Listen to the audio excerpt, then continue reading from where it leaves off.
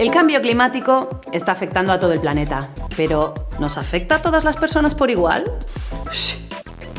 Lamentablemente no. Las consecuencias más inmediatas y trágicas, como siempre, las están sufriendo los países empobrecidos. Esto quizás ya lo habías oído, pero ¿te habías preguntado si las finanzas pueden hacer algo para hacer frente al cambio climático? Anda, ¿qué tendrá que ver? A ver, todos los bancos se dedican a hacer principalmente dos cosas: prestar dinero a las personas e invertir para producir más dinero. Pero con la banca tradicional, no sabemos en qué se invierten nuestros ahorros. Aunque es poco probable que sean proyectos que ayuden al medio ambiente.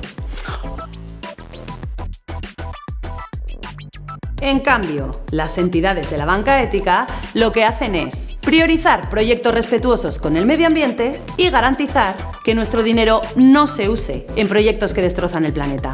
Porque, como bien ha dicho Vandana Shiva, no es una inversión si está destruyendo el planeta. Equiligua.